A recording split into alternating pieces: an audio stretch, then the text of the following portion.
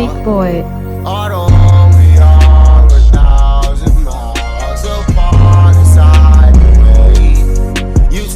What's good, YouTube? Everybody's favorite uncle on YouTube is back, Uncle HK. A requested video today: Gangs of London, MOSCOW17 versus ZONE2. You know what I'm saying? I need to get the Gangs of London down so like more of the UK drill songs can make, you know what I'm saying, more sense to me. You know what I'm saying? So y'all like other videos, subscribe if you new. Let me dim my light real quick. My light, you know what I'm saying, right? You know what I'm saying, dim my light a little bit. Y'all subscribe if you new, you know what I'm saying? Your Uncle HK. Hey, I'm a man for the people, you know what I'm saying? Hold on, let's look color correction. Much type stuff. You feel me? There we go. Yeah, y'all like other videos, subscribe if you new. You know what I'm saying? It should be a banger. It should be a banger. Hey, the UK people down there, they in the gangs in London, they is ruthless, especially the drill scene. And what I've been told is, you know what I'm saying, a lot of them ain't even making this drill music to get out the game or to make it big. A lot of them is doing this just to diss they ops, just to know, just to let they ops know that they didn't. They the ones who did it. You know what I'm saying? And their music is hot too, it's popping. So why ain't they doing it to get out the game? You feel me? And they told me this Richie, man, like Richie, they saying, some people saying he left the drill scene and all that gang life to go out and be, you know what I'm saying, to follow the religious road. I mess with that. Richie doing it right, you know what I'm saying? He at least left the gang life to do the, you know what I'm saying? Yo, I don't know what it's gonna be like in this video. This is Trap Lord's video, MOSCOW17 versus ZONE2, but hopefully it's really good. If y'all got any other things to request, you know what I'm saying, put it down in the comments below. Leave a comment if you let your mama, like the video up, subscribe if you new, turn on post notifications. We uploading 3 times daily, all the way up till September 10th. We on that grind, you feel me? We on that 10K grind. We trying to hit 10K by September 10th. Can we do that? 10K by the 10th. 10K by the 10th. 10K by September 10th. You know what I'm saying? Only y'all can make it possible. Like the video, leave a comment so we can get more on the recommended, so we can blow up, you feel me? Enough talking. Let's get into it, bro. Let me unmute this. Crew MOSCOW17, and in today's episode of Gang, I'm here on the Brandon Estate in South London, home of the drill crew MOSCOW17. And in today's episode of Gangs of the World, we're going to be taking a closer look at one of the most notorious feuds in London drill history. One that started in the streets, made its way to music, and ultimately ended in tragedy, with multiple members losing their lives. There is another murder on the Brandon Estate. 3 men have been stabbed in South London. 1 died of his injuries. It happened last night in Camberwell, on the same road where 17-year-old Raheem Ainsworth Barton died from a gunshot wound last May. 2 days after Raheem Barton died from gunshot wounds here in South London, his loved ones are still numb with grief. Shoot, I feel like I'm watching a movie. I feel like I'm watching a movie. As part of this ongoing series, we've been taking a closer look at the... First off, what's good with this man bowl cut type? We here for this. Some of the most popular rap music of the last decade. We've recently delved into New York's Wu and Chu gangs, popularized Rest by in peace, Pop Pop, as well as how the Black Disciples and Gangster Disciples emerged from Chicago in the 60s, which developed over the many decades that followed, ultimately spawning the modern-day battles between O-Block and Tuckerville, a war in the streets that made legends I look, you need to watch that. Like I look, you need to watch that. FBG Duck. But today, I'm going to take on something much more close to home and take a look at one of the most violent beefs in recent British drill history. A battle between 2 crews famous in London for both the hard-hitting music they made during this period, as well as a shocking degree of violence. We're gonna react to those like next. Out into the streets of London, with some of the incidents in this story being made even more shocking by the fact that guns are completely illegal in the UK. Hold on, with some members of these groups. Hold on, so you can't get guns are completely illegal. Hold on, let me see. Recent British drill history. A battle between 2 crews famous in London for both the hard-hitting music they made during this period, as well as a shocking degree of violence which unfortunately spilled out into the streets of London. With some of the incidents in this story being made even more shocking by the fact that guns are completely Firearm regulation in the United Kingdom. In the United Kingdom, access by the general public to firearms is subject to some of the strictest control measures in the world. Laws differ and are generally less restrictive in Northern Ireland. Concerns have been raised. So, like, you can't even get your gun license. Somebody let me know. You can't even get your gun license to get a gun over there, or can you actually get your license? You know what I'm saying, to carry a firearm over there, or you just gonna have to fight, or they just want you to fight with your hands. Like guns down there is completely banned. Somebody let me know. You know what I'm saying? Because I'm not really actually sure. I just know, like, most of the gangs use knives type shit. But, like, is guns completely illegal down there? Somebody let me know. You feel me? Completely illegal. And is MOSCOW17 and Zone 2, like, if y'all know what GD and BD is here, is that like the two gangs down there? Like, that's GD, BD of London? You know what I'm saying? Is that what MOSCOW17 and Zone 2 is? The GD and BD of London type shit? Legal in the UK, with some members of these groups being involved in brazen, broad daylight shootings in the middle of Promising London. boy dies 17 in South Ark shooting. Shot dead in London, has so much potential.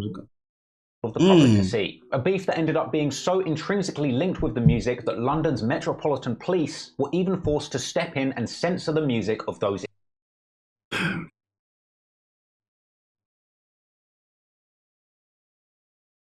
involved. See, at least they doing something. The Chicago police over here, they bro, all they do is put up cameras, and a lot of the cameras don't even work, or it's not even enough evidence for them to do anything. They don't tell the robbers to take down the music or nothing, bro. It's like and Zone 2. off, Before bro. we go It's any like further into the not video, even I just them want to give doing a big nothing. shout out to my boy A Puncho on YouTube for giving me some amazing advice when I was researching this video. So make sure you go and sub to him for more UK street stories.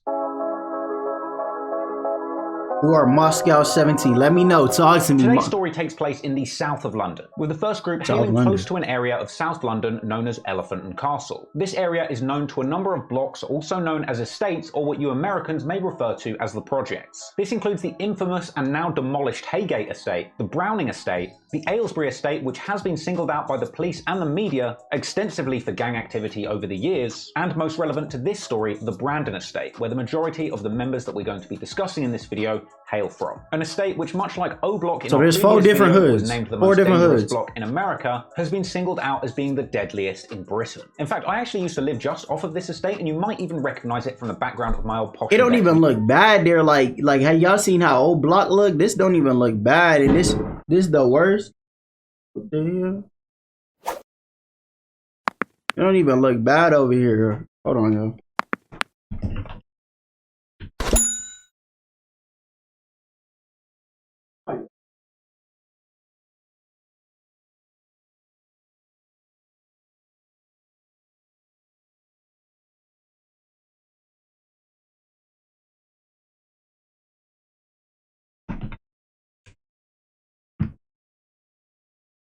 Like I was saying though, yeah, it don't even look like just terrible. I mean, maybe I have to go in there and see, but it don't even look like the ghetto right here, like compared to what O Block looked like. Music video. Now, the spot that connects many of these areas is the main strip in Elephant and Castle, known as Walworth Road, a long road which runs from the centre of Elephant and Castle near the underground station, all the way down through Camberwell past these estates, becoming Camberwell Road, which eventually crosses with Peckham Road, leading east to Peckham, an area which we will later identify as belonging to the Ops. So, you're welcome for the geography lesson, but I know you're wondering how on earth this relates to gang culture. Well, the local G's in Elephant and Castle were once running together under the banner of Woolly Road or Woolly Hood, an obvious reference to the main strip of their hood being Walworth Road. As is often the case with street gangs that have rapping members, Woolly Road or Woolly Hood was of course immortalised forever in the lyrics of rapping OGs that came from this area. These are the best verses you'll ever hear. Murders, best burners, yeah, we heavy here. What way and got 'em? So did this video get taken down or something? What can stop 'em? Woolly Hood, what's really good? What's poppin'? The original Woolly Road crews of the 90s and noughties were apparently at one point even cool with the gang sets from over in Peckham, such as SN1, which if you don't know is actually the set that Drake's rapping buddy from his song KMT, Giggs, reps. In fact, years ago we even saw the likes of Giggs teaming up with Woolly Road rapper Buck from the OTB set in freestyle sessions that are still floating around online. But This don't get that it twisted, old, there this were that early old beats gang between like Peckham 90s and type Woolly Road shit. sets, such as the This is a history lesson for real. on Brandon, having issues with SI standing for Shoot Instant from Peckham, with there being several early incidents of violence between these two South London-based groups. But again, much like we saw with the gangs of Chicago, over the years, generations of local gangsters grew old, leaving the younger, newer generation to emerge. In fact, you're going to notice a whole bunch of similarities between South London gang culture. Facts. And look, this is how it is. The newer gangsters, like the youngins, bro, now all they know how to do is kill, bro. They don't even like, you know what I'm saying? Back then, you know what I'm saying? You might see them fight it out or something. Nowadays, niggas just kill first, nigga, and go put you in a song, nigga. Real, it's crazy. Gang culture, because as was the case with the old Chicago blocks of the 70s and 80s, in South London, eventually the government stepped in and knocked down local blocks in this area like the Haygate estate, leaving some of the new generation of young G's displaced and looking to create new alliances both in the streets and in the booth, with new young sets popping up in the area repping their local estates. For example, you had the AY17 set repping the Aylesbury estate and Browning 17 representing the Browning estate. And if you're wondering, the 17 is actually borrowed from one of the postcodes that is in Elephant and Castle. Now, one of the rapping older G's from the new generation of Woolly Road was a rapper called SP17, who himself had a bit of a poppin' underground drill track in 2016 called Moscow, with the song itself being about the kind of guns that the local gangsters were able to get their hands on. Of course, with guns being completely illegal in the UK, the majority of the weapons that would end up in the hands of these G's would be old Russian-made military weapons that were likely smuggled. Oh shit, these niggas got old Russian guns. Russian-made firearms are a weapon of choice for street gangs, but now they are falling into the hands of terror. Has silencers on these motherfuckers. These niggas was doing some special ops missions, nigga. Killing niggas in silence. From Eastern Europe. It actually kind of became a bit of a trend in UK drill around this time for people to refer to guns as Russians. In fact, this is actually why the British rapper Russ calls himself Russ, because it's actually short for Russian or Russ with the Russian. Get it? Because he's got a gun. That's a dope ass name. I ain't even gonna cap. This slang caught on. I ain't even gonna cap. So many of these illegal fire ass Russian guns name floating around these areas, particularly the Brandon estate. This led to that block being nicknamed Moscow, with the youngers from the Browning estate eventually starting their own crew in the streets and in the vocal booth, being collectively known as MOSCOW17. And at the end, that's hard. I ain't even gonna lie, that name is hard. Like how they got their name. Like the track Violence and of course Moscow March. These early tracks introduced us to MOSCOW17. That's hard. I ain't even gonna count. Time, including the likes of GB, Screw Loose, and Tizzy T. And as MOSCOW17's crew of rapping drillers begun to pick up steam, we'd soon be introduced to even more talented members through new freestyles and songs, especially the likes of Incognito, aka SK, who would later be most well known for his solo tracks Blessed and Friggy. His right-hand man being the non-rapping member JB or Jet Black, and through other songs or at least lyrics referencing G's that they would hang out with, we would get to know even more members like Rhino, Maysky, who actually had a big early song with Lowski from the Harlem Spartans called Mummy's Kitchen. There was Knockout Ned, Rizzy Ramps, also known as Rampage. So somebody let me know. Ted Matic and all these niggas here, bro, they just, when they making they drill music, bro, they just doing it just to do it. They ain't even trying to do it to make it out. Because this is what that's what my understanding is. Like a lot of these niggas right here, they just doing the drill just to do it, not and just to diss they ops, not even just to try and make it out the gang like type shit. You know what I'm saying? What is their purpose? Like, you know what I'm saying? They just trying to gang bang forever type shit. Like, you know maybe what I'm saying? A few others who I don't necessarily need to name. And this is by no means an exhaustive list of every member or affiliate of MOSCOW17, but it is the lineup of the people who are most actively repping the set during this period and the people who are going to be most relevant to this story. So, who are their ops? ZONE2. If you follow Woolly Road south through Camberwell and then hit a left at Peckham Road, you will eventually end up at Peckham. Now, you might already be aware that Peckham was made famous by the charming antics of Rodney and Delboy in the old show Only Fools and Horses. But you really would have to be a fool to get yourself caught lacking in modern day Peckham, because it's this district that has one of the most long and violent histories in all of South London gang lore. As I mentioned earlier, national treasure of roadman rap GANGS is famously from Peckham and repped SN1, his set of the Peckham Boys. And when he it came look to old gangs, as hell. The Peckham Boys were serious business in the 90s and the noughties, having had a long and violent beef with nearby ops the Ghetto Boys, a beef that saw Peckham Boys regularly shooting up nightclubs with automatic weapons, including one incident they had the automatics? Chicago's club in 2000 that actually left 9 people injured. In fact, Giggs has even mentioned in some of his early freestyles having straps in the back of Chicago's. At a certain point, the violence in Peckham got so bad, some of the locals begun to refer to it as Peck Nam because people were out here dying like it was the Vietnam War, not dissimilar to how people call Chicago Chirac. In fact, while we're on the topic of similarities with Chicago, the 2000 killing of 10-year-old Damiola Taylor by 2 16-year-old brothers associated with— God dang, 10-year-old? On November 27, 2000, 10-year-old Nigerian schoolboy Damon Taylor was killed in London for what became one of the United Kingdom's most high-profile killings. Two brothers who were 12 and 13 at the time of the killing were kicked. Damn, 12 and 13, they killed this 10-year-old boy? Nigga, you lived 10 years, and he's only lived 10 years of his life. What could he have done that you gotta kill this bro? And y'all is 12 and 13. Y'all have only lived 12 years and 13 years of life. That is not long at all, bro. Jesus, man. What the fuck was going on down there? The Peckham boys is eerily similar to what happened to 11-year-old Robert Yummy Sandifer in Chicago at the hands of... Okay, this was in Chicago. Robert was 11.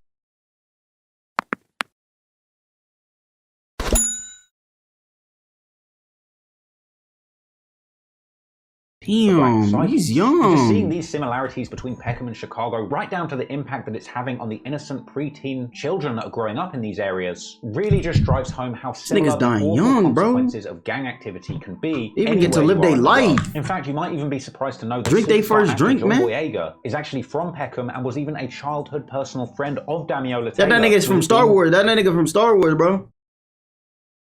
Star Wars John was one of the last people to see. Oh, so this was one of his friends? Oh, damn. That's like a small world type shit. Cause that nigga from London too. And he was over there protesting the Black Lives Matter as well too. That's small world. Damn. That was the nigga's close friend too. Yeah, that shit crazy out there. People to see him alive. Mad. Anywho, what could a 10-year-old have done that you gotta kill the nigga, bro? This shit crazy. Gigs and others emerged from out of the Peckham boys, trying to make it and get successful in music legitimately. Thing is, the bag was much more difficult to secure at this time. This was pre-streaming, but post-music piracy, which of course means that the best way to make money at the time for a rapper was to perform shows. However, once London's Metropolitan Police realized, they came up with a new way to finesse rappers called the Form 696, a document that promoters would have to submit to police before a concert was allowed to go ahead. But what happened is that the police ended up using these forms to target and prevent shows happening specifically from the rap and grime genres, a practice which was identified many years later as having an inherent racial bias. So in the face of rappers being unable to perform, that's where we saw the absolute legend in the game, the big dog Tim Westwood himself, stepping in and creating his legendary Crib Sessions series, providing platforms for rappers that had been deplatformed by the police and inviting them to perform mini gigs, This nigga a mafia boss. Look at him. Only white nigga here, bro. This nigga the big dog, bro. For real. You can tell when there's one white nigga or something, Russian or something, around a whole bunch of black niggas or a whole bunch of niggas, and he just got the straight face, he never smile, he just got the little smirk type shit. That nigga a fucking dangerous ass killer. That nigga is not to be fucks with. You know what I'm saying? It's like in the movies. This nigga is not to be fucked with. He gonna outsmart the police. He gonna outsmart everybody to be the big dog.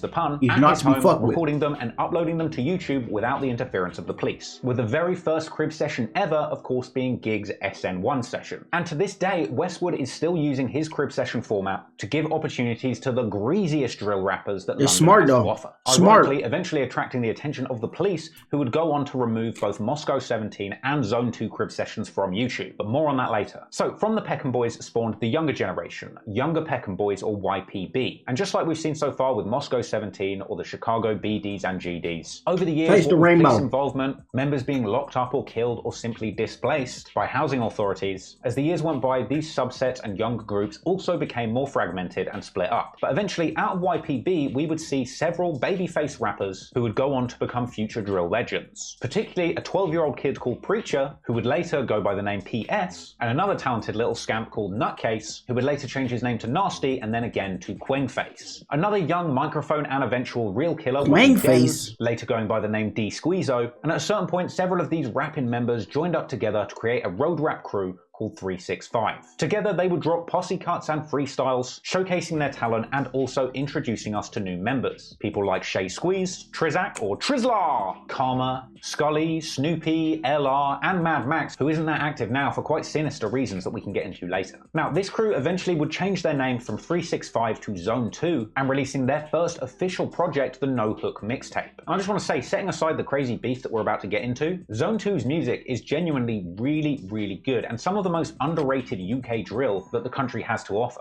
Zone 2's musical legacy is actually very cohesive. So is Zone 2 like the Wu of New York? Like Wu has, I don't know, skill. The Wu is like the better music group in the better music gang in New York compared to the Cho. So is that what Zone 2 is in London? Are they the better music group than MOSCOW17, like type shit?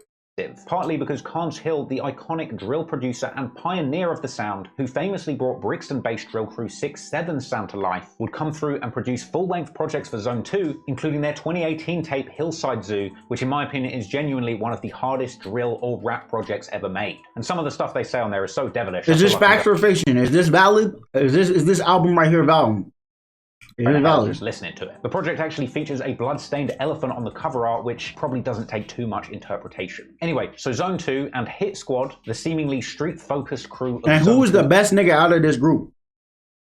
They saying Mad Max a demon, like, but who the best drill rapper out of this whole group type shit? Somebody let me know. Actually doing dirt in the streets would of course accumulate a lot of members, not all of whom are relevant to this story. So for the record, there might be several names who you think should be included here. I'm not going to include because it's either not relevant to this story or I can't verify the facts that they were involved beyond social media speculation. But this is the core group of people who are at least known to have been associated with Zone 2 or released music with them over the period this story takes place. So now you know the crews and members involved, we can take a closer look at how this beef started and how it would eventually escalate into deadly warfare, ultimately claiming the lives of people from both areas.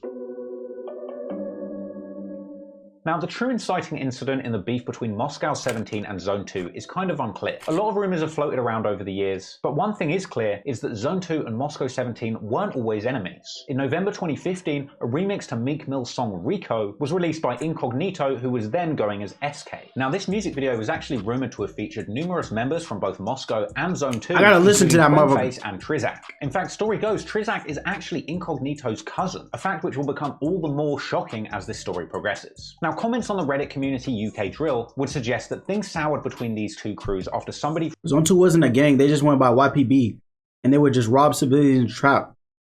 By this time, PYG was dead, then PS robbed Luce's cousins.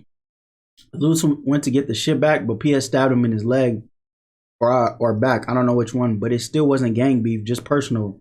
But I guess Zone 2 took it as gang beef, and Mag Max chefed up EMC. Oh my fuck. It wasn't even gang beef if it was just two personal things that happened on both ends, but they both happen to be on different gangs. So what that mean? You rob for one person in a gang, you gotta rob for all, bro. So all the gang gonna rob for that one nigga, all the gang on the other side gonna rob for that nigga. Start a long ass gang war just cause of this little ass shit right here. Just some robbing and shit. You know what I'm saying? A robbing that turned deadly. And it then turned personal between two rival gang members. They weren't rival gang members. I heard just two gang members then turned into a rival gang. Damn. Mad Max shut up. That dude, Mad Max, he sound like he don't ask questions. He asks questions later and just get about that action.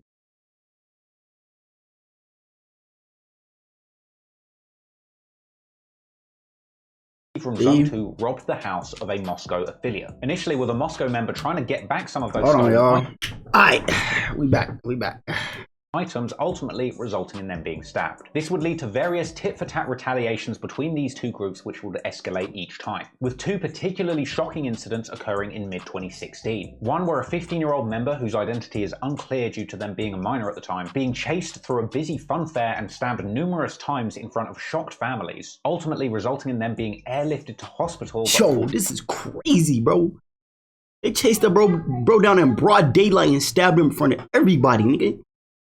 These niggas don't care. My goodness. Fortunately surviving. This comes along with another incident where allegedly a Moscow member was badly stabbed, eventually being found in a Camberwell McDonald's, located right on the corner of McDonald's road that becomes Camberwell Road meets Peckham Road. An incident that seems to have been referenced numerous times in Zone 2 lyrics. They just wanted a cheeseburger. Max, what you do for that? What you do that for? Knockout's juice is spilled. Yo, who was that back then when I splashed him up? And Mickey D's walking my flicky on my And it's alleged that during these tit-for-tat skirmishes between Moscow and Zone 2, that Moscow member Tizzy T was also attacked and stabbed. An incident that was allegedly so bad that his heart briefly stopped, with him at least for a moment being legally dead. Tizzy T fortunately survived this incident and supposedly retaliated in a violent attack that quickly caught the attention of the Metropolitan Well, if I was that Tizzy T and I came back from the dead, boy, I would have told him to start calling me Grim Reaper, nigga. Grim Reaper. You feel me? I done beat death, nigga. Yes, and I would have started a rampage, nigga. Stabbing rampage, nigga. It's said that this prompted Tizzy T to flee the UK before the feds could catch up with him, and to this day, it's said he has never returned. In fact, the only hint to his whereabouts seemed to be a Snapchat from Harlem Spartans member Lowski in 2020, seemingly depicting them both together in Nigeria. Anyway, despite all of the goings-on in the streets, the main taste that fans were getting off of this beef was on wax, as these crews would go back and forth calling each other out publicly in diss records. And fans hungry for information on the beefs popping off in the south of London would gobble up new songs from both sides. And sometimes things went beyond song lyrics. Zone 2 dropped their song ZONE2 Step, which was actually filmed on the MOSCOW17 block, the Brandon estate, at 7:40 Nah, they went to their block. These niggas is devious. They went to their block, nigga. They went to the Moscow in the music video as supposed proof that their ops aren't truly active on their block. Moscow, of course, dropped Nah, you know what kind of violation that is? Like, how you let all these group of gangs shoot a music video on your block? Like, they out there saying, where y'all at, nigga? We on y'all block shooting this music video. And then you just wake up next day, Moscow17, like, what the fuck? Song Moscow March, which was one of the first UK drill songs to actually hit 1 million. Wait, did that their ops aren't truly active on. Did they say Moscow? Who was on their block? Zone 2 dropped their song ZONE2 Step, which was actually filmed on the MOSCOW17 block, the Brandon estate, at 7:40 p.m. A fact that was documented extensively in the music video as supposed proof that their they putting the time active on their block. Moscow, of course, dropped their famous song Moscow March, which was one of the first UK drill songs to actually hit 1 million views, and to this day, despite having been taken down by the cops, is still a legendary song in UK drill history. Moscow also dropped tracks like City of God, which featured a high-energy performance from GB, where he named numerous ops who had supposedly been injured by Moscow. How they gonna even make it? How they gonna make it even? Me and Gang done 2 L's up on your estate and left your little bro bleeding. Agarn talk too much.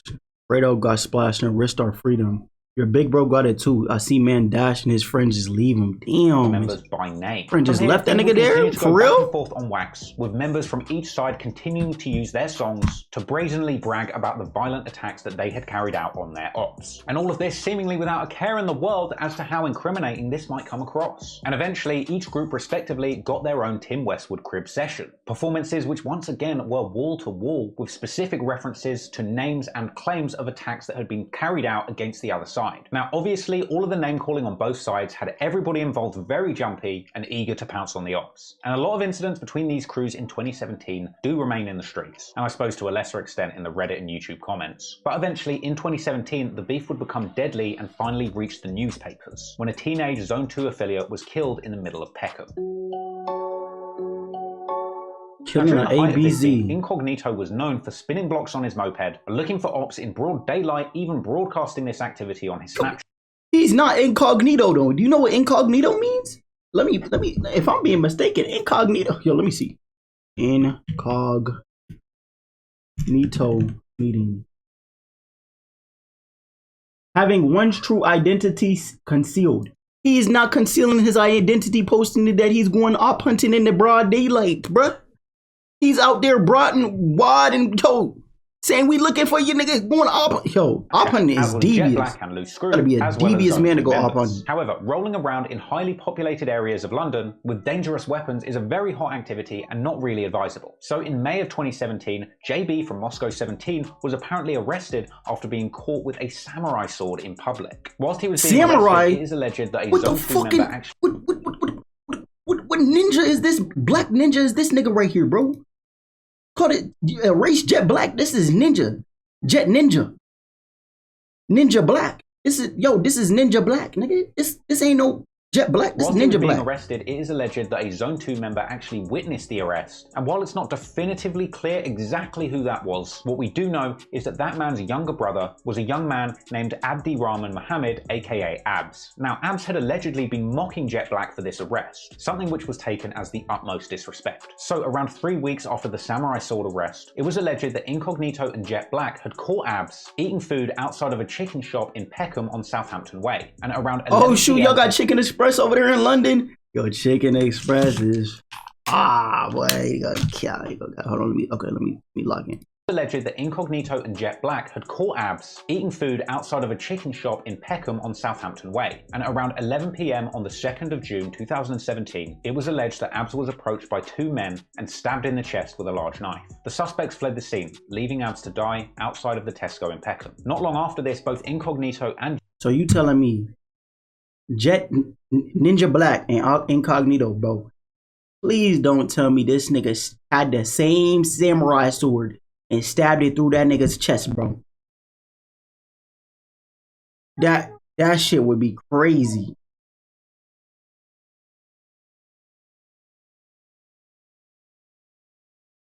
This nigga stupid. Yo, that would be so somebody tell me, did this nigga use his samurai sword on Abs? Cause that shit would be crazy loco, nigga. Jet Black were charged with murder and set for a trial at the Old Bailey. This is one of Britain's oldest and most serious criminal courts, with a history dating all the way back before the 1800s. The trial started at the end of 2017, and jurors were even played music by the defendants which referenced carrying weapons, along with images of JB being arrested with the sword, and with the defendants being identified by a friend of Abs who was with him at the time of the murder. However, Incognito and Jet Black went with the defense that they were being falsely identified by Abs' friend on purpose because of an ongoing grudge. And despite CCTV evidence and witness testimony, the jury believed this. And so, after a 5-week trial in January 2018, Incognito and Jet Black were both acquitted of murder. And considering how much of a brazen attack this was, they got off? Oh shit, they beat the system. How to get away with murder? Oh my god. Resulting in a unanimous not guilty verdict, it's no surprise that sometime after they were let out, they didn't have enough proof. Incognito talking about the case being even more setting that cleat, I'm innocent. People say Abs was a civilian. Well, right now his rusty mouth.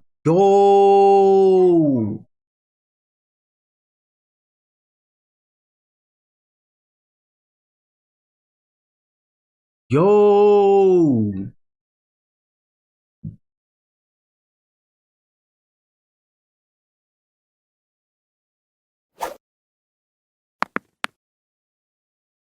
brazen on Snapchat, explaining Abs' connection to the MOSCOW17 beef in response to people suggesting that Abs was just a civilian and not involved in the feud, even going as far to say that despite being innocent, whoever did the crime should be proud. Oh, civilian did that for too long. Obviously, I'm innocent, like I said, but I'm just stating facts. Like, my man was relevant to the batch. He wasn't a main 2. I'm innocent, like I said, but he was like, get me? So whoever dropped him, they should be proud in it. And it wasn't me. I'm innocent, like I said.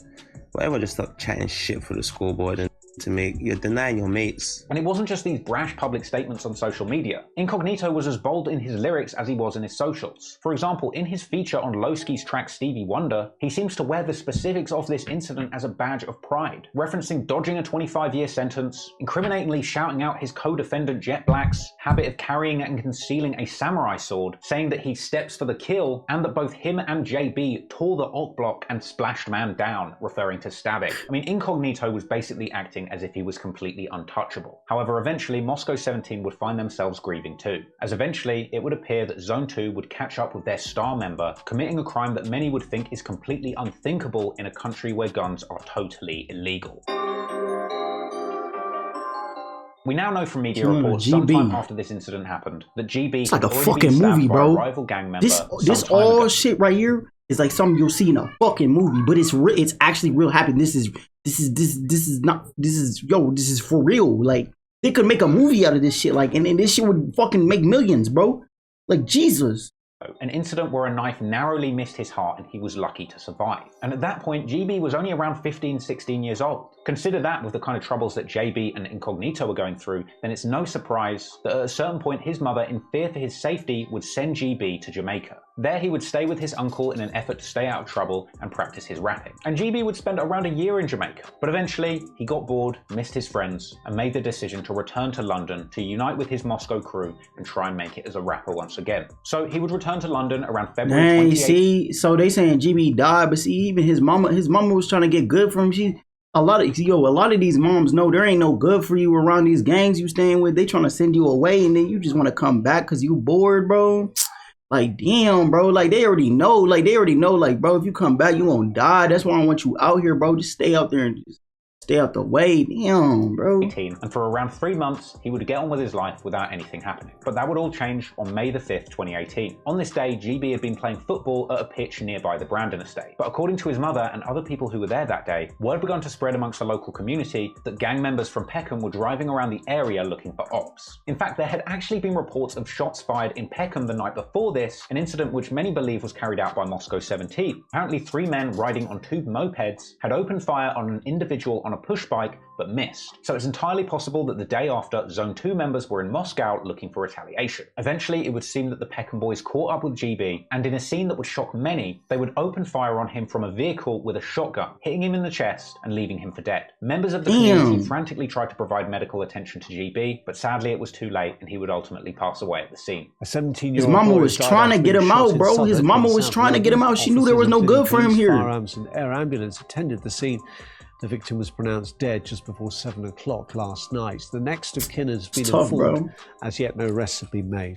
After GB's killing, MOSCOW17 and the local community were absolutely devastated. Locals would eventually march through Peckham singing Moscow March, and MOSCOW17 would go on to release the tribute track Did You See, featuring a posthumous hook performed by GB and the... So which the bigger group? Which the Woo of London? I really want to know. Is Zone 2 like the better music group, or MOSCOW17? Like, which one's the most popular and the most better music gang like type shit? Being dedicated to his memory. But it wasn't just Moscow and the local community reacting to GB's death, because after this shocking incident went down, the Metropolitan Police decided to crack down on drill videos, forcing YouTube to remove around 30 music videos from various drill acts at the time, with many of these being hit songs belonging to MOSCOW17, including Moscow March, that had over 1 million views. A little while after this, the remaining members of MOSCOW17 sat down for an interview with your #1 journalist, Mr. Montgomery, where they touched on some of the events that had transpired up until this point, discussing both the removal of their music videos and providing a very profound perspective on whether or not UK drill music was actually contributing to the violence in the streets. A quote which went on to be misinterpreted and misused by many in the mainstream media. No, I ain't gonna lie, the music does feed into it, because you dissing somebody's ops, they taking that as big ass disrespect and they want retaliation.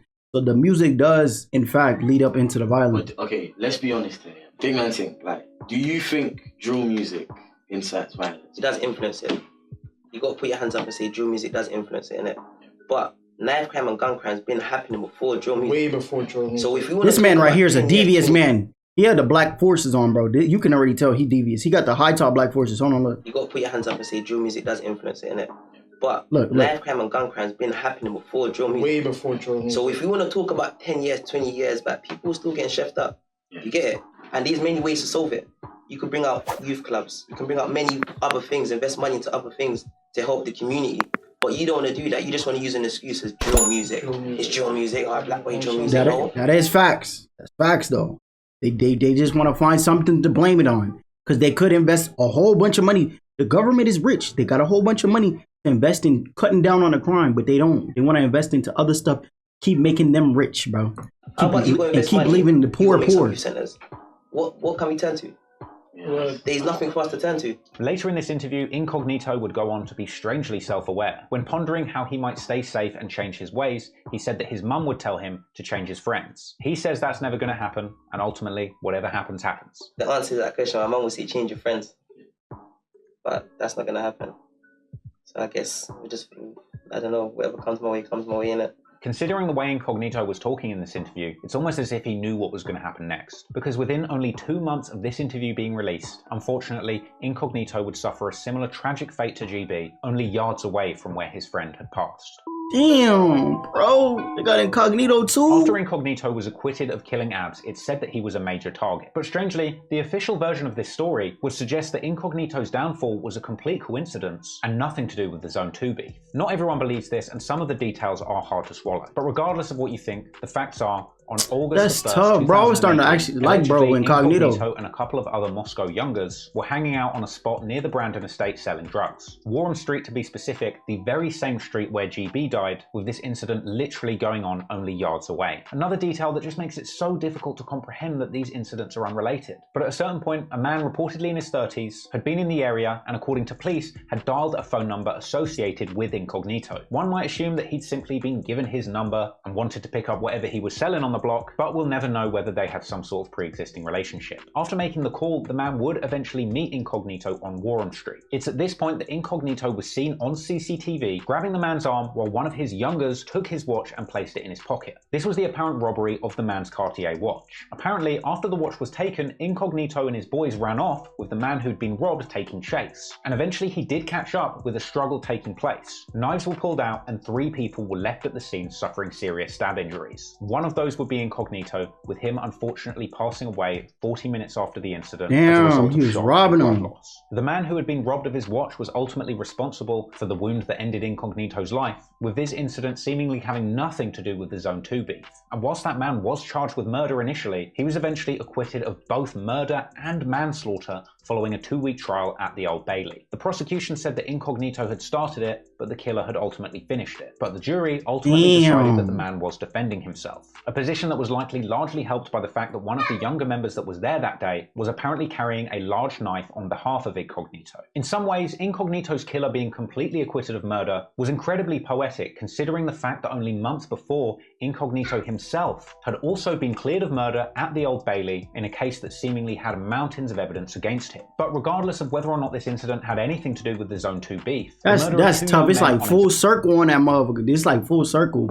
And it's like, really, I ain't gonna lie, you can't even blame the killer, because he was just getting his get back, bro. Because he was getting robbed trying to buy some drugs, and he got robbed, and bro, he just got his get back. It's just tough though, bro.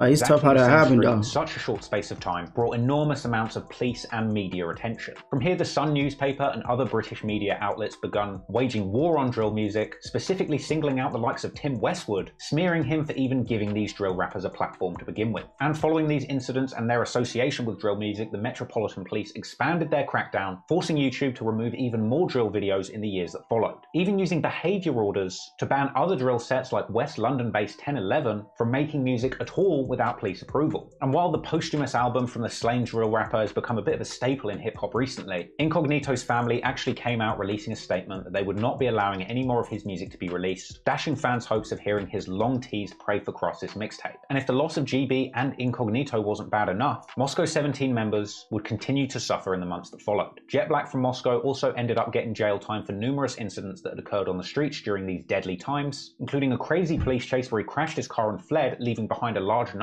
And then, whilst he was on bail for that, allegedly a rival had spotted him out on the street in Camberwell, mounted the pavement and run him over, with witnesses saying that once Jetback got up, he produced a large machete. These incidents would leave him jailed, as well as receiving a lifetime ban from ever entering Peckham. So from here, for a significant amount of time, MOSCOW17 as a cohesive group and/or gang would disband and fall from relevance. And the passing or incarceration of their star members made it near impossible for the crew to pick up any meaningful momentum around this time. Meanwhile, capitalizing off of the reputations gained from seeming to come out on top in these violent feuds, Zone2 and many of their affiliated members like Quaneface, Trizak, Karma, or PS would release hit drill songs racking up millions of views. However, not all was good over in the Zone2 camp, because those members who were more active on the streets than in the booth would ultimately find themselves in hot water. For example, D Squeezo from Zone2 would end up being convicted of murder and sentenced to life following a non-gang related incident over some drug money, along with fellow Zone2 member Mad Max allegedly fleeing the UK due to his involvement in that same deadly attack, as well as it being suggested by some that he was also wanted in connection with the shooting of GB. And while from here the bloodshed in the streets between these two groups would die down, in the booth, Zone2 members would continue to disrespect Incognito's memory. So Zone2 is like the bigger music group is what I'm taking from this. Somebody correct me if I'm wrong though. Zone2 seemed like the bigger music group, because all they niggas is the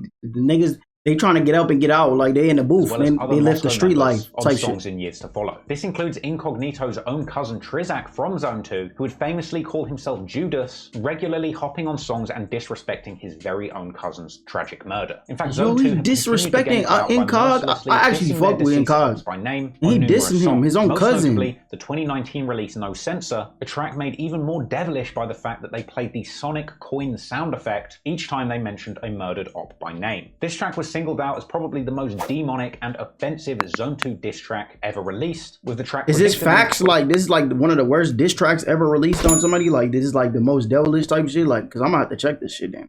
Like, see, this is for real, like, devious type shit. Zone 2 diss track ever released, with the track predictably quickly being removed from YouTube by the Metropolitan Police, with YouTube it's not on there no more. That they are working with the Met to remove videos which are directly inciting violence. However, the thing is, the song has been re-uploaded numerous times, and ironically, the Metropolitan Police's attempts to silence this music only brought it more attention, as the removal of the track No Censor led to Zone 2 getting mainstream coverage on BBC News, with the headline "Drill Video Naming Murder Victims Banned by YouTube," only further feeding into the idea held by fans that Zone 2 are the most demonic and evil set in UK drill. In fact, it almost seemed as if Zone 2 knew this was going to happen. Is this facts? Zone 2 is like the most devious out of everybody. Somebody let me know. Or is this nigga speaking fiction?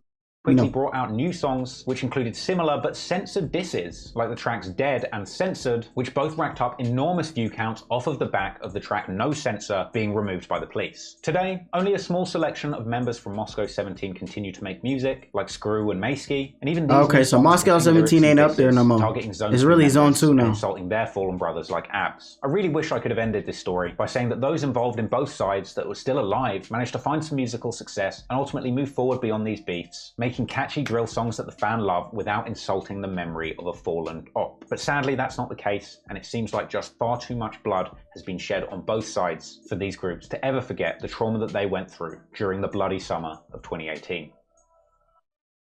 The bloody summer of 2018.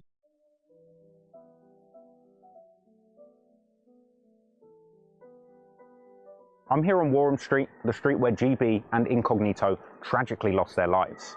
And the fact that they were taken so young is made all the more painful when you consider just how musically talented they were. In the years that have followed their tragic passing, we've seen the likes of Digga D and Heady One make it in the music industry, becoming genuinely successful mainstream music artists, getting far away from the dangerous blocks that they came from. So if there's one thing that I hope, going forward, young men from difficult areas... That's facts. They need it. This is over now. That's facts. But these young boys, bro, they just need to try and get up, get their music up, bro. You know what I'm saying? Get out that gang life, bro. They can do all that talk and all that talk, but once they get that little following, they need to try and get out, bro, because they gonna die, bro. It's crazy. Like, them two boys, they died on the same block, you feel me? It's crazy, bro. I'm gonna have to check out more Zone 2, because they look like they the woo of London, bro, compared to MOSCOW17, but damn. And they saying they devious in Zone 2, like they don't play, they be talking about you demonically type shit. I'm gonna have to check that out and see, like, if they ruthless like that, you know what I'm saying? Y'all request some songs from Zone 2 some Zone 2 members down below. Y'all like the video, subscribe. 2 more videos gonna be dropping today. Y'all be on the lookout. I am gone. Yeah. Family broken, so I stand with my niggas. Showed up to every shootout, but I ran for my feelings. In time for those, I got a plan to get millions. Whoever don't agree, I see you back at the buildings. That's why I never let y'all act like a victim. That's why I never let y'all kill my ambition. You weren't built for the mission.